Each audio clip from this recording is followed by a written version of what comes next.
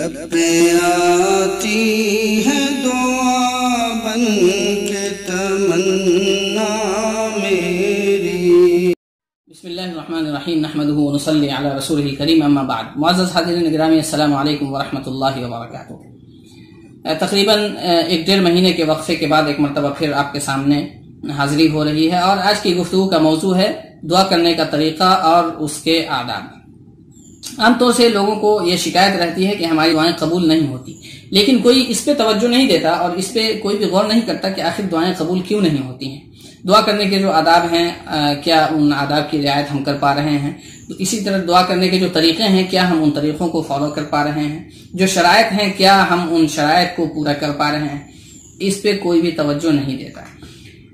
آج کی ویڈیو میں ہم اس پہ گفتگو کریں گے کہ دعا کرنے کے آداب کیا ہیں اور کیا طریقے ہیں۔ چنانچہ پہلی چیز جو دعا کی قبولیت کے لیے ضروری ہے، جو آداب میں سے ہیں، وہ یہ ہے کہ بندہ وضو کرے اور قبلہ رخ ہو کر کے دعا کرے۔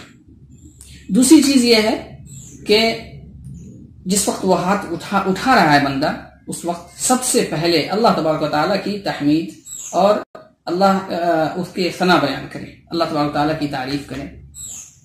پھر حضور اکرم صلی اللہ علیہ وسلم پہ درود پاک کا نذرانہ پیش کرے۔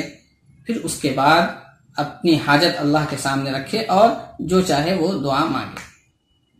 پھر جب دعا ختم ہو رہی ہوتی ہے، اس وقت اللہ کے حبیب جناب محمد رسول اللہ صلی اللہ علیہ وسلم پہ دوبارہ درود شریف کا نذرانہ پیش کرے۔ حضرت عمر فاروق رضی اللہ تعالی عنہ فرماتے ہیں کہ تمہاری دعائیں آسمان اور زمین کے بیچ میں رہتی ہیں، لٹکی رہتی ہیں، اور اس وقت تک قبول نہیں ہوتی اور اس وقت تک عرش الہی تک نہیں پہنچتی تمہاری دعائیں جب تک کہ اللہ کے حبیب صلی اللہ علیہ وسلم پہ درود شریف کا نذرانہ نہ پیش کرو۔ اس لیے دعا کی قبولیت کے لیے ضروری ہے کہ ہم دعا کے اخیر میں اللہ کے نبی صلی اللہ علیہ وسلم پہ درود پاک پڑھیں۔ تیسری چیز یہ ہے کہ بندہ انتہائی عاجزی، انتہائی تواضع اور انکساری کے ساتھ اللہ کے حضور پیش ہو اور اللہ تعالیٰ سے دعائیں کرے، خوب الہا وزاری کے ساتھ، خوب روئے، خوب گر گڑائے۔ اور الہا کا ایک مطلب یہ بھی ہے کہ جیسا کہ اللہ کے حبیب صلی اللہ علیہ وسلم کا معمول تھا، ابو داؤد شریف کی روایت ہے کہ جب حضور اکرم صلی اللہ علیہ وسلم دعا فرماتے تو ایک ایک دعا کو 3 مرتبہ مانگتے۔ جیسے بندہ یہ کہے، یا اللہ ہمیں علم نافع عطا فرما، یا اللہ ہمیں علم نافع عطا فرما، یا اللہ ہمیں علم نافع عطا فرما۔ ایک دعا ہے، ایک مراد ہے، لیکن اس کو بار بار اللہ سے مانگے، بار بار اللہ سے مانگے، تو اسے کہتے ہیں الہا۔ جیسے ایک بچہ اپنے والدین کے سامنے ضد کرتا ہے، کسی چیز کی خواہش ہوتی ہے اور بچے کی کوئی مراد ہوتی ہے، کوئی تمنا ہوتی ہے، تو وہ اپنے والدین سے بچہ کہتا ہے، اور جب تک کہ اس کی وہ مراد والدین پوری نہیں کر دیتے، بچہ مانتا نہیں ہے۔ بالکل اسی طرح، اسی لیے بزرگوں کا یہ قول ہے، بزرگوں کا تجربہ ہے، خود میرا اپنا بھی تجربہ ہے کہ جب بندہ دعا کرتا ہے تو الہا وزاری کے ساتھ دعا کرتا رہتا ہے، تو دعا کے درمیان میں ایک ایسا لمحہ آتا ہے کہ پورے بدن میں کپکپی طاری ہو جاتی ہے اور بندہ رو پڑتا ہے۔ جس وقت یہ حالت ہو جائے بندے کی، وہ سمجھ لے کہ اس کی دعائیں قبول ہو چکی ہیں۔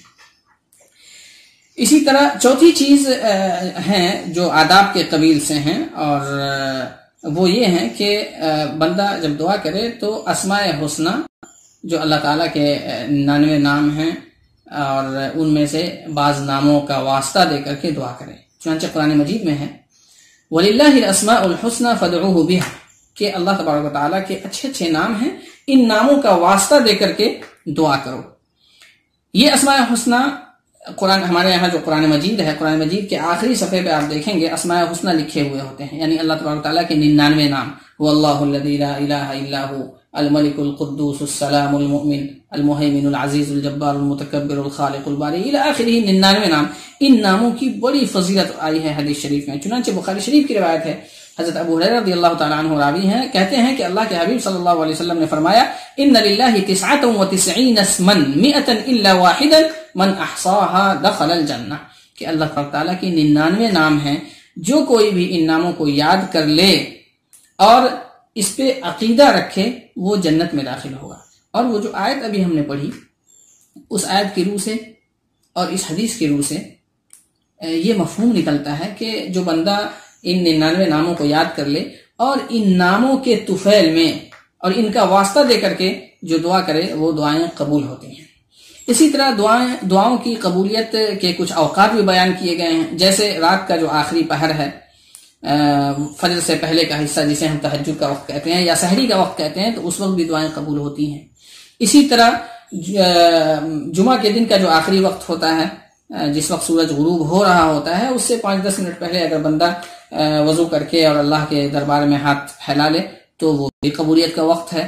تیسری چیز یہ ہے کہ وہ بارش جس وقت ہو رہی ہوتی ہے اس وقت بھی دعائیں قبول ہوتی ہیں۔ پھر یہ کہ اذان اور اقامت کے درمیان کا جو وقفہ ہوتا ہے 20 منٹ 25 منٹ آدھے گھنٹے کا، اس وقت بھی دعائیں قبول ہوتی ہیں۔